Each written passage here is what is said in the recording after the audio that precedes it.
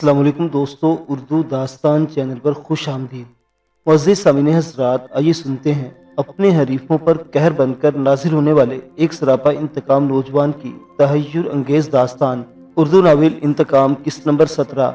मुअज़्ज़िज़ सामीन, आपसे उम्मीद की जाती है कि वीडियो को लाइक करें और चैनल को भी सब्सक्राइब कर दें। शुक्रिया। तुम बड़े कमाल की लड़की हो लैला। मैंने कभी अपनी ज़िंदगी में इतनी फुर्तीली और जफाकश लड़की नहीं देखी। मैं कभी सोच भी नहीं सकता था कि इन पहाड़ों में ऐसी हरफन मोला किस्म की लड़की से मुलाकात हो जाएगी। वो लैला को गोडी करते हुए देखकर इसे कह रहा था। वो इसके लगाए हुए पौधे देखने आया था और देखकर हैरान रह गया था कि इसने अच्छा खासा बागीचा सा बनाया हुआ था। किसी क्यारी में हरा धनिया, पुदीना और हरी मिर्चें लगी थी, तो किसी में सुर्ख सुर्ख टमाटरों से लदे पौधे बाहर दिखा रहे थे। करेले की खूब फैली हुई बेल पर लदे खिलते सब्ज रंग के करेले कुछ ऐसी चमक लिए हुए थे कि दिल चाहता था कि यूं ही कच्चा तोड़कर चबाना शुरू कर दो। इनकी कड़वाहट के डर से मांस को ऐसी हरकत से बाज रखा। करेले के साथ ही तोरी की बेल भी थी और इस बेल पर छोटी बड़ी मुख्तलिफ साइज की तोरियां झूल रही थी। हवा से लहलाती पालक की ताजगी आंखों को तरावट बख्श रही थी। और ये सब एक ऐसी जगह मौजूद था जहां पानी इतनी आसानी से दस्तयाब नहीं था। इस्तेमाल का पानी लाने के लिए डेरे के वासियों को काफी दूर चलकर जाना पड़ता था। ऐसे में लैला का यहाँ सब उगा लेना एक रश्मा ही था। वो अपने और फैजू के इस्तेमाल के पानी के अलावा इन पौधों के लिए भी पानी ढोकर लाती थी और ये किसी आम लड़की के बस की बात तो नहीं थी। इसलिए सदाबहार पौधे से एक फूल तोड़ते हुए माज ने ये तारीफी कलिमात अदा किए थे।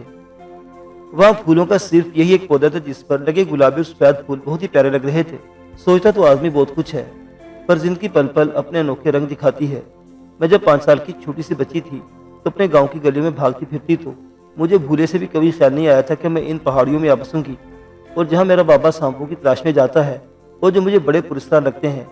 क्यारी में गोडी का अमल जारी रखते हुए लैला ने बड़ी बेनियाजी से जवाब दिया, तो माज इसकी बात सुनकर हैरान रह गया।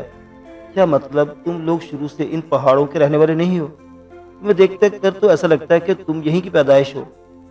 ऐसा इसे लगता है कि हमने पूर्व खुद को यहाँ के रंग में ढाला है। आदमी को जहाँ रहना हो वहाँ के रंग में रंग जाए तो ही कामयाब रहता है। इसने नहायत संजीदगी से जवाब दिया और दोनों हाथ झाड़कर खड़ी हो गई। लेकिन तुम लोग अपना गाँव छोड़कर यहाँ ऐसी जगह क्यों चले आए जहाँ जिंदगी इतनी मुश्किल है? गांव में तो फिर भी इतनी सख्त जिंदगी नहीं होगी। माज ने इसके सामने हाथों पर लगी मट्टी को देखा। इसके हाथ खूबसूरत थे, लेकिन सख्त मेहनत ने इन हाथों को भी एक तरह की सख्ती अता कर दी थी। गांव में जिंदगी यहाँ से भी ज्यादा मुश्किल थी, बल्कि हमारे लिए बना दी गई थी। जुर्म सिर्फ इतना था कि एक गरीब आदमी की बीवी बहुत खूबसूरत थी और गाँव के भी डेरे, जमीन, फसलों और ढो डंगरों के साथ साथ गाँव के लोगों को भी अपनी बड़ी जागीर समझते थे। इनसे बर्दाश्त नहीं हुआ कि इतनी खूबसूरत औरत इनके बजाय एक गरीब आदमी के घर में हो। मेरी माँ को इसकी खूबसूरती के जुर्म में उठा लिया गया और पूरे 3 दिन बाद इसकी कटी फटी नुची हुई लाश खेतों में पड़ी हुई मिली। 3 दिन तक मैं माँ को पुकारते हुए गलियों में फिरती रही। बाबा इन दिनों सांप की तलाश में पहाड़ों पर गया हुआ था और ऐन उस दिन वापस आया जिस दिन मेरी माँ की लाश मिली। माँ की लाश देखकर वो पत्थर बन गया और बिना एक आंसू बहाए इसे कब्र में उतार दिया। मुझे और तसल्ली दिलासा देने वालों में किसी को नहीं मालूम था कि वो क्या सोच रहा है। इस रात में सो रही थी तो वो चुपके से उठकर बाहर चला गया और सुबह से कुछ देर पहले वापस आकर मुझे नींद से जगाया। मेरी समझ में कुछ नहीं आ रहा था कि इतनी अचानक सूरज निकलने से भी पहले हम कहाँ जा रहे हैं। बाबा के कंधे पर सवार हैरत से अनजान रास्तों को देखती एक लंबा सफर तय करने के बाद मैं यहाँ पहुँच गई और तब से यही हूँ। बहुत बाद में पता चला कि उस रात बाबा कहाँ गया था।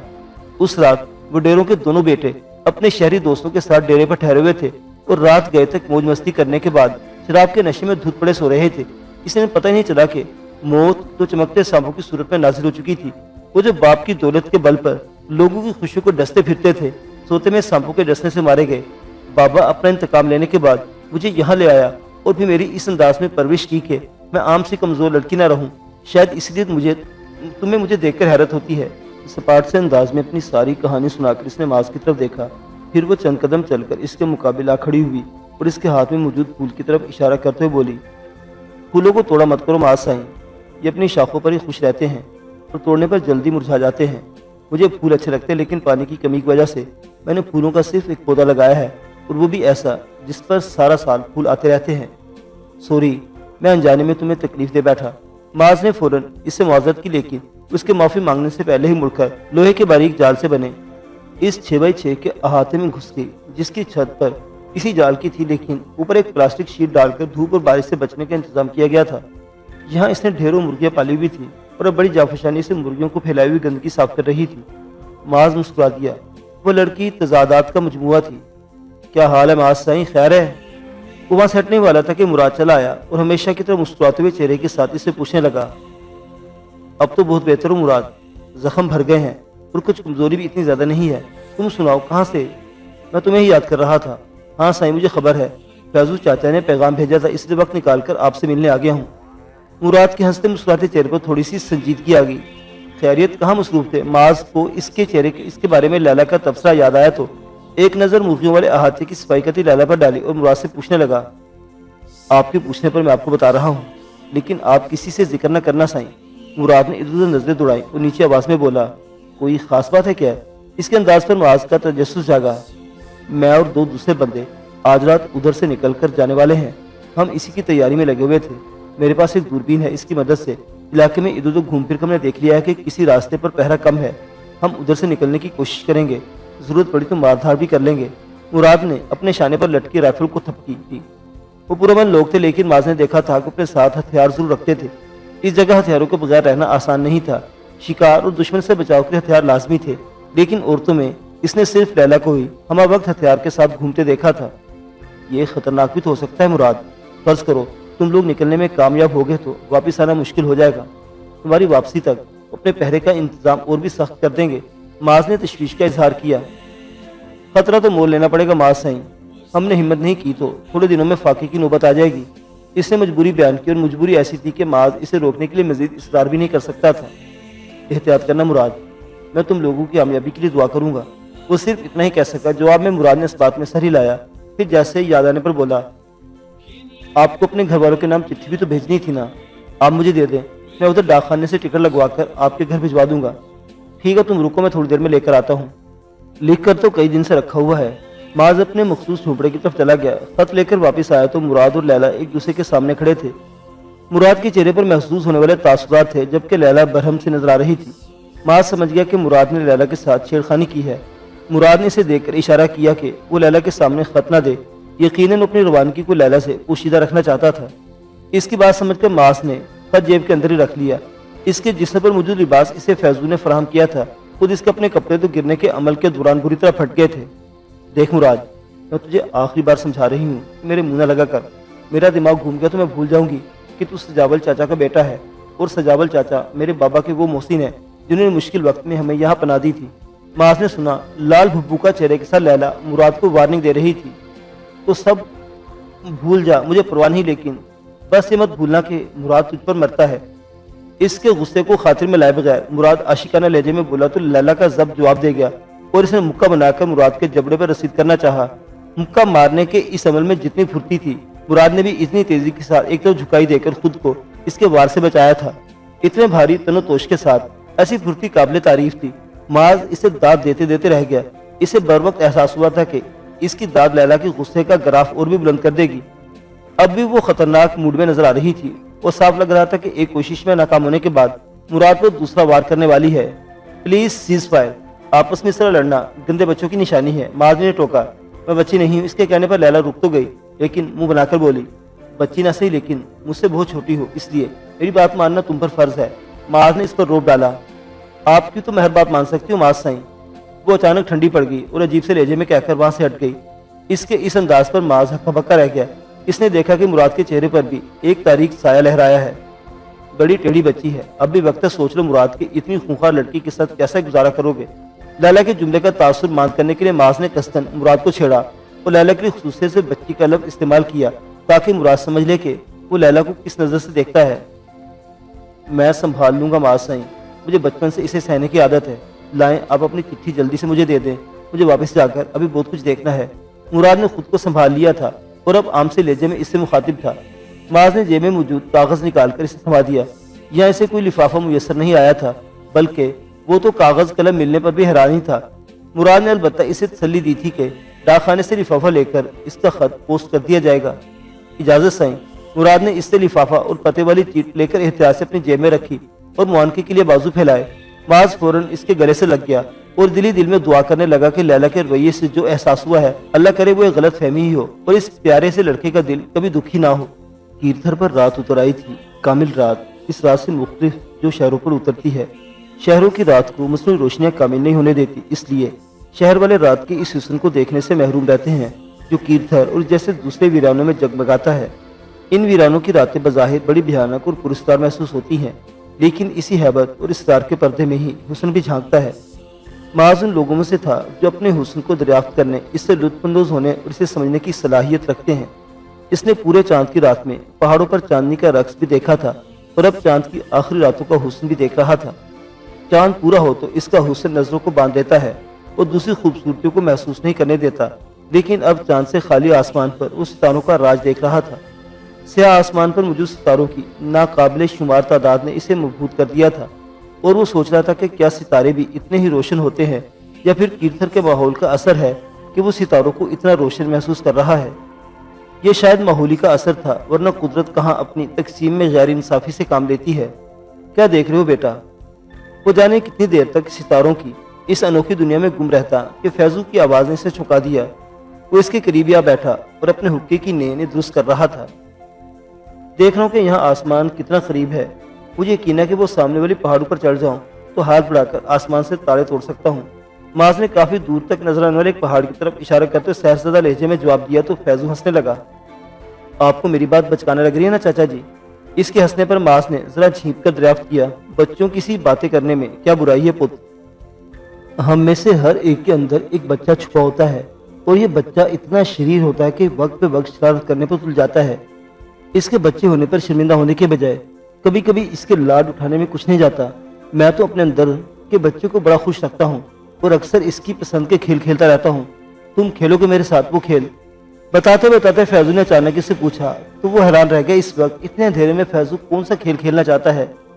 यह रातों को किसी शुगर मेले का रिवाज नहीं था। लोग अंधेरा होने से पहले पहले अपने काम निपटाकर सो जाते और सुबह मुंह अंधेरे ही इनके दिन का आगाज हो जाता था। ऐसे में फैजू का पूछा गया सवाल इसे हैरान न करता तो क्या करता। आजकल तो वैसे भी लोग रसद की कमी की वजह से हर शय को बहुत सोच समझकर खर्च कर रहे थे और इंतहाई जरूरत के अलावा कहीं कोई चिराग रोशन न किया जाता था। ऐसे में फैजू तू खेल खेलता तो कैसे? मुझे अंधेरी रातों में तारों से खेलना बहुत अच्छा लगता है। ये तारे मेरे सबसे मनपसंद खिलौने हैं। इसकी हैरानी से बेनियाज फैजू से बता रहा था। तारों से कैसे खेलते हैं चाचा? माँ ने तजस्सुस से पूछा। तुझे भी सिखा देता हूँ ये खेल पुत्र। इधर आसमान की तरफ देख, वो जो तारा तुझे सबसे ज्यादा रोशन और सोना लगे इसे अपने लिए चुन ले। फैजू बोल रहा था और मास की आसमान पर भटकी तकती नजरों ने खुद ही एक तारा चुन लिया था। जो तारा तू चुनेगा वो तेरा खिलौना होगा, अनोखा खिलौना जिसे तू हार नहीं लगा सकेगा, लेकिन नजरों की डोर से बांधकर इसकी रोशनियों से खेल सकेगा। तू देखेगा कि रोशनियां तेरे लिए नाच रही हैं, तेरे साथ आंख मुचोली खेल रही हैं और तेरे अंदर उतरकर तेरी रूह को रोशन कर रही हैं। फैजू बोलता जा रहा था, लेकिन अब इसे फैजू की आवाज सुनाई नहीं दे रही थी। इसके मुंतखब करदा सितारे ने इसके साथ खेलना शुरू कर दिया था। वो मबहूत सा बज़ाहिर नन्हे से नजर आने वाले इस तारे की बेपनाह रोशनियों का रक्स देख रहा था। इन रोशनियों के बेपनाह रंग थे पर कोई रंग नहीं था। कम अज कम वो इनमें से किसी रंग को दूसरे से जुदा करके कोई नाम नहीं दे पा रहा था। वो देखता रहा, रोशनी रक्स करती रही। फिर धीरे धीरे इन रोशनियों ने नीचे उतरना शुरू कर दिया और नजरों से इसके अंदर उतरने लगी। इसका वजूद इन रोशनियों से भरने लगा और फिर वही हुआ जो बहुत ज्यादा रोशनी में होता है।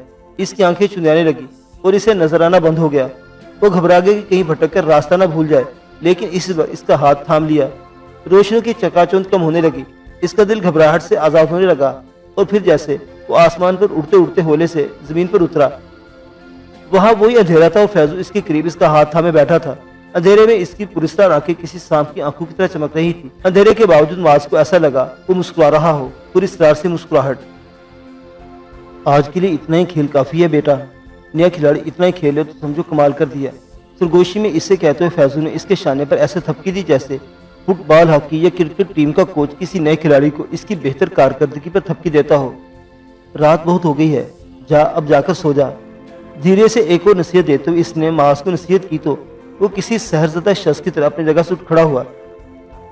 बिस्तर पर लेटकर इसे ख्याल आया कि आज मुराद और उसके साथी दोस्त क्या करने वाले हैं, लेकिन दिमाग पर अचानक ही थकन तारी हो गई थी। कुछ सोचने की भी हिम्मत नहीं हो रही थी। शदीद थकन के एहसास से मगलूब होकर वो जल्दी नींद की गहरी वादी में उतर गया। पता नहीं वो कितनी देर सोया था कि पे दर पे होने वाले धमाकों ने इसे जागने पर मजबूर कर दिया। गहरी नींद से जागने के बायस कुछ देर तो वो असल सूरत हाल को समझ नहीं सका। फिर इसे समझ आने लगी कि ये फायरिंग की आवाज़ें हैं। राइफल, शॉटगन और पिस्टल, हर तरह के हथियारों की आवाज़ें सुनाई दे रही थी और ऐसा लग रहा था کہ دو گروہ آپس میں برسرے پیکار ہوں۔ اسے فوراً مراد اس کے ساتھیوں کا خیال آیا۔ آج رات وہ لوگ اپنے ڈیرے سے نکل کر آبادی کی طرف جانے والے تھے۔ اس نے سوچا کہ کہیں ان لوگوں کا ڈاکو سے تصادم تو نہیں ہو گیا، لیکن اگلے پل اس نے اپنے خیال کو رد کر دیا۔ اس کی معلومات کے مطابق ڈاکو کا ٹھکانہ یہاں سے کافی دور تھا اور نکاسی کے راستوں پر جن مقامات پر انہوں نے پہرا بٹھا رکھا تھا وہ مقامات بھی کافی آگے تھے، جبکہ یہاں جو فائرنگ کی آوازیں آ رہی تھی وہ اتنی قریب تھی کہ صاف پتہ چل رہا تھا کہ یہ فائرنگ یہی ڈیرے پر ہی ہو رہی ہے۔ وہ اپنے بستر سے اٹھا اور صورتحال جاننے کے احتیاط کے ساتھ باہر نکلا۔ باہر اب پہلے جیسا اندھیرا نہیں تھا، ایک جھونپڑی میں آگ لگ گئی تھی اور اس جلتی جھونپڑی کی روشنی میں چند متحرک سائے نظر آئے۔ غیر معمولی تنو توش کے باعث اس نے مراد کے سائے کو پہچان لیا جو جھکا جھکا اس کی طرف بڑھا۔ وہ اپنی رائفل سنبھالے ایک بڑے پتھر کی آڑ میں چھپا ہوا تھا۔ یہ کیا ہو رہا ہے؟ اس کے قریب پہنچ کر معاذ نے سے سوال کیا۔ خمیسو ڈاکو کی گروہ نے ڈیرے پر حملہ کر دیا ہے، اس نے بغیر پلٹے جواب دیا اور ایک فائر کیا۔ اسی کی طرح دوسرے لوگ بھی مختلف مقامات پر چھپے فائرنگ کر رہے تھے، لیکن معاذ نے بات فوراً محسوس کر لی تھی کہ ڈاکو کی طرف سے تابڑ توڑ فائرنگ کے جواب میں یہاں سے بہت محتاط فائرنگ کی جا رہی تھی۔ وجہ صاف ظاہر تھی، ڈاکو کے پاس ایمونیشن کی کوئی کمی نہیں تھی اور ڈیرے والوں کے پاس اسلحے کا محدود ذخیرہ تھا۔ کیا مجھے کوئی ہتھیار مل سکتا ہے؟ صورتحال کو سمجھ کر معاذ کا خون بھی جوش مارنے لگا۔ اپنی افتادے تباہ کے ہاتھوں مجبور ہو کر اس نے باقاعدہ شوٹنگ سیکھی تھی اور کئی طرح کے ہتھیار چلانے کی صلاحیت رکھتا تھا۔ یہ دوسری رائفل لے لو معاذ سائیں، پر خیال سے۔ مراد نے پتھر کی جڑ میں پڑی رائفل اس کی تو کھسکائی اور بولا۔ جواب میں معاذ بھی کچھ کہنا چاہتا تھا، لیکن مراد ایک طرف سے مسلسل ہونے والی فائرنگ کی طرف متوجہ ہو گیا اور سمت کا تعین کرتے ہوئے اس طرف فائر مارنے لگا۔ معاذ خاموشی سے پیچھے کھسک گیا اور رینگتا ہوا کوس کی صورت میں گھوم کر آگے ایک طرف جانے لگا۔ اس کی نظروں نے آگے ایک ابھری ہوئی چٹان کو تاڑ لیا تھا اور اس امید تھی کہ اس چٹان کی آڑ سے حملہ آوروں کو زیادہ بہتر طور پر نشانہ بنایا جا سکتا ہے۔ چٹان کی آڑ سے جھانکنے پر اس کا اندازہ درست ثابت ہوا اور ایک لمحے کے جائزے اس نے 3 ایسے افراد کو تاڑ لیا جن کے ہتھیار مسلسل آگ اگل رہے تھے۔ وہ تینوں مکمل اندھیرے میں تھے، لیکن ان کے ہتھیاروں سے نکلنے والے شعلے ان کی نشاندہی کر رہے تھے۔ معاذ نے ایسے ہی ایک شعلے کو اپنا ہدف بنا کر فائر کیا تو اسے احساس ہوا کہ وہاں اگلتے شعلے یکدم رک گئے ہوں۔ اسے دل میں وہ مارا کا نعرہ لگایا۔ اس کا نشانہ خطا نہیں گیا تھا، لیکن دوسری طرف سے دیکھا گیا کہ فائر کہاں سے آیا ہے۔ چنانچہ اپنے نقصان کے جواب میں اسے ہدف بنانے کے لیے بے تحاشا فائرنگ کی جانے لگی۔ گولیوں نے اس چٹان کے سامنے کے رخ کو ادھیڑ کر رکھ دیا، لیکن معاذ اس کی آڑ میں محفوظ و مامون رہا۔ چند لمحوں کے اس سلسلے کے بعد دونوں ہتھیار یکے بعد دیگرے خاموش ہو گئے تو معاذ نے ذرا سے توقع سے سر نکال کر آڑ میں سے جھانکا۔ اسے خدشہ تھا کہ ہتھیاروں کا خاموش ہو جانا چال بھی ہو سکتی ہے تاکہ وہ آڑ سے باہر آ جائے، لیکن اس کے جھانکنے پر بھی کوئی رد عمل ظاہر نہیں ہوا۔ اندھیرے میں اسے اپنے دیکھ لے جانے کا اتنا اندیشہ نہیں تھا، لیکن یہ خدشہ تو بہرحال تھا کہ ذرا سے توقع کے بعد دوبارہ فائرنگ شروع ہو سکتی ہے۔ آڑ میں سے احتیاط سے جھانکتے ہوئے اس نے گرد و پیش کا جائزہ لیا۔ اس کے دیکھتے دیکھتے ایک آڑ میں سے شعلہ کوندا اور آگے ڈاکو کی صفحے میں شعلے اگلتے ایک ہتھیار کو خاموش ہونا پڑا۔ معاذ کو اندازہ ہو گیا تھا کہ ڈیرے والوں میں سے کوئی ہے جو اس سے بھی آگے موجود ہے۔ اس نے آگے مجھے شخص کی خیالی تھپکی دی اور خود بھی رینگتا ہوا آگے کی طرف بڑھنے لگا۔ ڈاکو کے آگے بڑھنے سے روکنے کے لیے یہاں والوں کا آگے بڑھ کر انہیں جواب دینا بہت ضروری تھا۔ ویسے بھی یہ بات قابل داد تھی کہ بے خبری میں شب خون مارے جانے کے باوجود ڈیرے والوں نے اپنے سے کئی گنا بہتر ہتھیاروں سے لیس ڈاکو کو ابھی تک ڈیرے پر گھسنے سے روکا ہوا تھا۔ اگر ڈاکو یہاں گھسنے میں کامیاب ہو جاتے تو ناقابل تلافی نقصان ہو سکتا تھا۔ یہ سب سوچتا وہ رینگتا وہ آگے بڑھ رہا تھا کہ اس کے کانوں نے ایک نسوانی چیخ سنی۔ چیخ درد میں ڈوبی تھی، پھر بھی وہ اسے شناخت کرنے میں کامیاب رہا۔ بلا شبہ وہ لیلا کی چیخ تھی اور اس آڑ میں سے سنائی دی تھی جہاں سے اس نے ایک شعلہ نکل کر ڈاکو کی صفوں میں جاتا ہوا دیکھا تھا۔ لیلا کے علاوہ پورے ڈیرے پر اتنی ڈر دوسری کوئی عورت ہو بھی نہیں سکتی تھی جو ڈاکو سے یوں سب سے آگے جا کر مقابلہ کرنے کھڑی ہو جاتی۔ اس کی چیخ سن کر وہ پھرتی سے آگے کی طرف لپکا، لیکن پھر اچانک ہی پیچھے سے ایک بگولا سا آیا اور معاذ سے آگے نکل گیا۔ معاذ نے پہچان لیا وہ مراد ہے۔ وہ اس چٹانی آڑ تک پہنچا تو مراد ایک لمبے چوڑے سائے سے لپٹا ہوا تھا۔ وہ یقیناً کوئی ڈاکو ہی تھا جو ہاتھ میں رائفل ہونے کے باوجود مراد کے اس طرح لپٹ جانے کے باعث اپنی رائفل کو استعمال کرنے سے قاصر تھا اور اپنی جسمانی طاقت کی مدد سے جونکی کی طرح چمٹے مراد سے اپنی جان چھڑانے کی کوشش کر رہا تھا۔ قریب ہی اس کا گھوڑا کھڑا تھا اور گھوڑے کی پیٹھ پر لیلا لدی ہوئی تھی اور یقینی طور پر بے ہوش تھی۔ معاذ دیکھ رہا تھا کہ مراد طاقتور اور پھرتیلا ہونے کے باوجود اس گراڈیل شخص پر قابو پانے میں ناکام ہے اور وہ شخص رائفل چھوڑ کر پے در پہ مراد کے سر اور گردن پر مکے برسا رہا ہے۔ یہ مکے یقینی طور پر بہت قوت سے مارے جا رہے تھے اور مراد کی قوت عمل کو کمزور کر رہے تھے، لیکن پھر بھی وہ اپنے مقابل کو چھوڑنے کے لیے تیار نہیں تھا۔ مراد کی مدد کے خیال سے معاذ اپنی جگہ سے حرکت میں آنے لگا تھا کہ اسے وہاں ایک اور شخص کی موجودگی کا احساس ہوا۔ وہ پستہ قامت ایک سیاپوش تھا جس نے اپنی رائفل کی نال کی طرف سے پکڑے رکھا تھا اور یقیناً اس کا بٹ مراد کے سر پر مارنے کا ارادہ رکھتا تھا۔ گولی اس نے نہیں چلائی ہوگی کہ وہ مراد کے بجائے اس کے اپنے ساتھی کو بھی لگنے کا احتمال تھا۔ اس کا رائفل والا ہاتھ نیچے آتا اس سے قبل معاذ حرکت میں آیا اور رائفل کا رخ اس سیاپوش سائے کی طرف کر کے گولی چلا دی۔ نشانہ بے پناہ سچا تھا۔ پستہ قامت سیاپوش کی کھوپڑی اڑ گئی۔ اسی وقت مراد کو موقع ملا تو اسے اپنے مقابل کے منہ پر سر کی ٹکر دے ماری۔ اس کا تربوز جیسا سر یقیناً اس کے مقابل کے ناک یا منہ کا کباڑا کر گیا ہوگا۔ جب یہ بری طرح ڈکارا اور منہ پر ہاتھ رکھ کر جھکتا چلا گیا، اس کے جھکتے گولی آئی اور مراد کے شانے کو ادھیڑتی ہوئی نکل گئی۔ معاذ گولی کی سمت کا اندازہ لگا چکا تھا۔ ایک لمحے کی بھی تاخیر کے بغیر اس نے جوابی فائر کیا۔ نتیجے میں کسی کی دردناک چیخ سنائی دی اور ساتھ ہی معاذ کو محسوس ہوا کہ کوئی گر کر نیچے لڑکتا چلا گیا ہو۔ معاذ ہر خطرے سے بے نیاز لپک کر مراد کے قریب پہنچا، لیکن اس کا احوال معلوم کرنے سے پہلے ہی ابھی تک چہرے کو ہاتھوں سے ڈھانپنے والے شخص کے سر پر رائفل کے بٹ سے ایک نبیتلی ضرب لگا کر اسے بے ہوش کر دینا مناسب سمجھا۔ یہ خمیسو خان ہے، ڈاکوؤں کا سردار۔ مراد ایک ہاتھ سے اپنے زخمی بازو کو دبائے خون روکنے کی کوشش کر رہا تھا۔ اذیت کو برداشت کرتے ہوئے گھٹی گھٹی آواز میں بولا تو معاذ چونک گیا اور ایک نظر اب بھی گھوڑے کی پشت پر لدی بے ہوش لڑکی لیلا پر ڈالی۔ اسے فوراً سمجھ آ گئی کہ کسی طرح خمیسو خان کو لیلا کی یہاں موجودگی کا پتہ چل گیا ہوگا اور اس نے اپنے 2 حواریوں کے ساتھ اسے گھیر کر اپنے ساتھ لے جانے کی کوشش کی ہوگی، لیکن اس کی اور مراد کی بروقت مداخلت نے بازی الٹ دی۔ الٹا خمیسو بے ہوشی کی حالت میں ان کے ہاتھ لگ گیا۔ اس نے سب سے پہلے کام یہ تو کیا کہ خمیسو کا پگڑ کھول کر اسے مراد کے بازو پر باندھنے کے ساتھ اس کے کسی کی پٹی بنا کر مراد کے گلے میں ڈال دی اور اس پٹی میں اس کا زخمی بازو لٹکا دیا۔ ان تراکیب سے خون بہنے کی رفتار کم ہونے میں خاطر خواہ مدد مل سکتی تھی۔ اس کام سے فارغ ہو کر اس نے لیلا کی توجہ دی۔ وہ بے ہوش تھی، لیکن نبض اور سانسوں کی آمد و رفت سے اندازہ ہو رہا تھا کہ اسے بہت زیادہ شدید چوٹ نہیں آئی ہے۔ اس نے لیلا کو گھوڑے سے اتار کر نیچے ڈالا اور مراد کو اشارہ کیا کہ وہ لیلا کو ہوش میں لانے کی کوشش کرے۔ مراد پتھریلی زمین پر لیلا کے قریب بیٹھ گیا۔ اس کے گال تھپکوانے کے ساتھ ساتھ اسے آوازیں لگا رہا تھا، جبکہ معاذ کی توجہ گھوڑے کی طرف تھی۔ اپنے مالک کے بے ہوش ہو کر گرنے سے وہ خاصا مضطرب نظر آ رہا تھا۔ معاذ دھیرے دھیرے اس کی پیٹھ کو اور سر کو سہلا کر اسے پرسکون کرنے کی کوشش کرنے لگا۔ اپنے شوق کے ہاتھوں مجبور ہو کر اس نے کئی برس پہلے گھڑ سواری سیکھی تھی اور اسی عرصے پر اس پر انکشاف ہوا کہ گھوڑا چاہے کیسا ہی اڑیل اس سے بہت جلد مانوس ہو جاتا تھا۔ اس گھوڑے نے بھی بتدریج پرسکون ہونا شروع کر دیا۔ دوسری طرف مراد بھی لیلا کو ہوش میں لانے میں کامیاب ہو چکا تھا۔ اس سوال جواب کا موقع دیے بغیر معاذ نے بولنا شروع کر دیا، لیلا تم خمیسو کو اس گھوڑے پر ڈال کر ڈیرے کی طرف لے جاؤ اور کسی طرح یہ بات ڈاکو تک پہنچنے کی کوشش کرو کہ ان کا سردار خمیسو خان ہمارے قبضے میں ہے۔ مجھے یقین ہے اپنے سردار کی سلامتی کے لیے وہ پیچھے ہٹنے پر مجبور ہو جائیں گے۔ ٹھیک ہے میں جاتی ہوں۔ لیلا فوراً تیار ہو گئی۔ معاذ نے اس کی مدد سے بھاری بھرکم خمیسو خان کو گھوڑے کی پشت پر لادا اور لیلا کو گھوڑے پر بیٹھنے کا اشارہ کیا۔ وہ اچک کر قابل تعریف پھرتی سے گھوڑے کی پشت پر سوار ہو گئی۔ فائرنگ کا سلسلہ اب بھی جاری تھا اور اس سے پہلے سے زیادہ تیزی آ گئی تھی۔ یقیناً لیلا اور معاذ کے ہاتھوں شکار ہونے والے اپنے ساتھیوں کی لاشوں نے ڈاکوؤں کو برو فاختہ کر دیا تھا اور وہ ڈیرے والوں کو بھون کر رکھ دینا چاہتے تھے۔ اچھی بات یہ تھی کہ وہ لوگ جس چٹان کی آڑ میں تھے وہاں تک کسی گولی کی رسائی نہیں تھی، لیکن لیلا گھوڑے سے میں ڈیرے کی طرف جاتی تو اس کا نظروں میں آ جانا لازمی تھا۔ اس مسئلے کا حل معاذ نے یوں نکالا کہ دوسرے رخ سے ڈاکو کی طرف فائرنگ شروع کر دی۔ فوراً ڈاکو کے ہتھیاروں کا رخ اسی جانب ہو گیا۔ معاذ لیلا کو پہلے مختصراً سمجھا چکا تھا، اس لیے فوراً ہی حرکت میں آ گئی اور خمیسو خان کے گھوڑے کو ایڑ لگا کر بجلی کی رفتار سے ڈیرے کی طرف لپکی۔ مختصر سے کھلے علاقے کو پار کر کے ڈیرے کی طرف جانے میں اسے زیادہ وقت نہیں لگا۔ معاذ کی فائرنگ کا جواب دیتے ڈاکو اس کی طرف متوجہ ہوتے، اس سے قبل ہی وہ چٹانوں کی آڑ میں پہنچ چکی تھی۔ اس کے محفوظ ہونے کا اندازہ ہوتے ہی معاذ نے فائرنگ کا سلسلہ ترک کر دیا اور چٹان سے ٹیک لگا کر بیٹھے مراد کے ساتھ بیٹھ گیا۔ اب غیر ضروری فائرنگ کر کے گولیاں ضائع کرنے کی بھی ضرورت نہیں تھی۔ تھوڑی دیر میں انشاءاللہ یہ سارا سلسلہ رک جائے گا تو میں تمہیں ڈیرے پر بھجوا دوں گا۔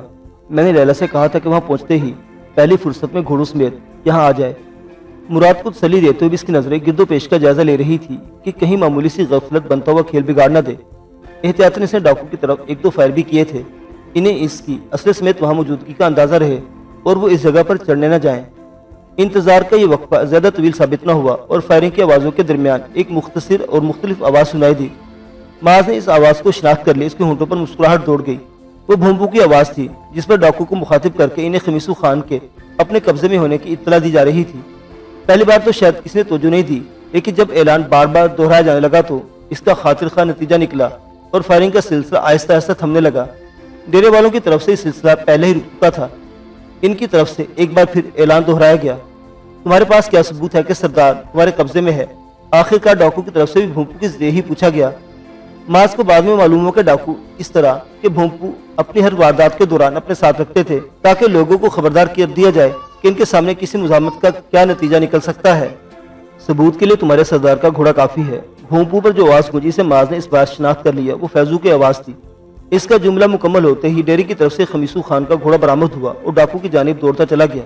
सरदार की आज़ादी के बदले में क्या चाहते हो? पल भर के लिए डाकू को साफ सूंघ गया, लेकिन फिर उधर से बात आगे बढ़ाई गई। सरदार की आज़ादी की कीमत हम सरदार से तय करेंगे। अभी बस तुम वापस लौट जाओ और अपने सरदार की वापसी का इंतजार करो। अगर तुम में से कोई डेरे के करीब भी फटका तो हमारी तरफ से सरदार की जिंदगी की कोई जमानत नहीं होगी। फैजू ने गुंजीली आवाज में इसके सवाल का जवाब दिया। तुमने कुछ उल्टा सीधा किया तो याद रखना, जवाब में डेरे पर एक भी शख्स जिंदा नहीं बचेगा। वो डाकू थे, उन्होंने लोगों को दहशतज़दा करके अपना मतलब निकालने की आदत थी, इसलिए इतनी आसानी से धमकी में आने के लिए तैयार ना हुए। धमकी मत दो, हमारी तरफ से खमीसू खान की जिंदगी की जमानत है, लेकिन शर्त वही है कि तुम लोग डेरे से दूर रहोगे और कोई उल्टी सीधी हरकत नहीं करोगे। फैजू इनसे बड़े मजबूत लहजे में बात कर रहा था। आखिर उनकी तरफ से पसपाई इख्तियार कर ली गई और फैजू की हदायत के मुताबिक वो लोग वापस पलटने लगे। इसी दौरान लैला मुराद का घोड़ा लेकर आ गई थी। माज ने मुराद को घोड़े पर बैठने में मदद दी और वो दोनों डेरे की तरफ रवाना हो गए। माज के लिए लैला अपना घोड़ा छोड़ गई थी। माज घोड़े पर सवार होकर डेरे पर पहुंचा तो वहां अच्छी खासी रोशनी हो रही थी। झोंपड़ी में लगी आग बुझा ली गई थी, लेकिन साफ नजर आता कि वहां मुश्किल से ही कुछ बचा होगा।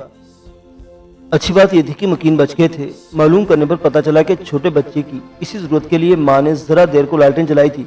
डाकू की तरफ से इस रोशनी पर फायर किया गया और लालटेन फटने से आग भड़क उठी। औरत ने शोर मचाकर अपने शोर को जगा दिया और वो लोग बच्चों को लेकर बाहर भागे, लेकिन इतनी मोहलत नहीं मिली कि जलती हुई झोपड़ी में से अपना असबाब निकाल सके। वो कोई लाखों का सामान नहीं था, लेकिन जो भी था इनकी जिंदगी की लाजमी जरूरियात को पूरा करने के लिए बहुत अहम था, इसलिए वो इससे महरूम होने पर आंसू बहा रहे थे और दीगर लोग इनको तसल्ली देने की कोशिश कर रहे थे। दूसरी अफसोसनाक खबर मुराद के एक साथी के बारे में मिली। इस लड़के की कमर में बाएं जानिब गोली लगी थी और इसकी हालत बहुत तशवीशनाक थी। फैजू, मुराद का बाप सजावल और मजीद एक दो लोग इस लड़के की देखभाल कर रहे थे। मुराद की भी मरहम पट्टी कर दी गई थी। खून अच्छा खासा बह जाने की वजह से मुराद कमजोरी महसूस कर रहा था, लेकिन इसकी जान को बहरहाल खतरा नहीं था। तशवीश इस दूसरे लड़के की तरफ से थी। गोली इसके जिस्म के अंदर ही थी और बहुत गहराई में चली गई थी। फैजू, जो काफी हद तक इलाज मुआवजे में माहिर था, इसके जख्मों को टटोल कर देख रहा था, लेकिन इसे गोली नहीं मिली थी। फैजू बहरहाल सर्जन नहीं था, इसलिए बेबस हो गया था। इसकी तवज्जो अब उस बात पर थी कि लड़का कम से कम तकलीफ महसूस करे और खून के बहाव में कमी आ जाए। इसे इलाज के लिए शहर ले जाने पर भी गौर हो रहा था और इसके स्टीचर साथ तैयार किया जा रहा था, लेकिन माज देख रहा था कि फैजू के चेहरे पर मायूसी के साए थे। यकीनन वो अंदाजा लगा चुका था कि लड़की के पास इतनी मोहलत नहीं है कि वो शहर पहुंच सके। असल में तमाम तर कोशिश के बावजूद जख्म से खून का बहाव नहीं रुक रहा था और वो लम्हा लम्हा जिंदगी से दूर होता जा रहा था। आखिर सूरज की पहली किरण के साथ ही इसकी जिंदगी का चिराग बुझ गया और इसकी माँ के बैन कलेजा फाड़ने लगे। थका हुआ निढाल माज एक तरफ खामोशी से सर झुकाकर बैठ गया। मरने वाले की माँ के बेटों ने इसे अपनी माँ की याद और भी शिद्दत से दिला दी थी। वो जानता था कि इसकी अम्मी इसकी जिंदगी का महवर मरकज, इनके घर और बच्चे हैं और पहलोटी की औलाद होने की वजह से वो इससे कुछ ज्यादा ही शदीद मोहब्बत रखती हैं। ऐसे में इसकी गुमशुदगी पर इनका क्या हाल होगा वो समझ सकता था। मुअज़्ज़िज़ सामीन हज़रात, अपने हरीफों पर कहर बनकर नाजिल होने वाले एक सरापा इंतकाम की ये तहय्युर अंगेज दास्तान अभी जारी है। बकिया वाक़यात अगली किस्त में देखते रहिए उर्दू दास्तान। अल्लाह हाफिज।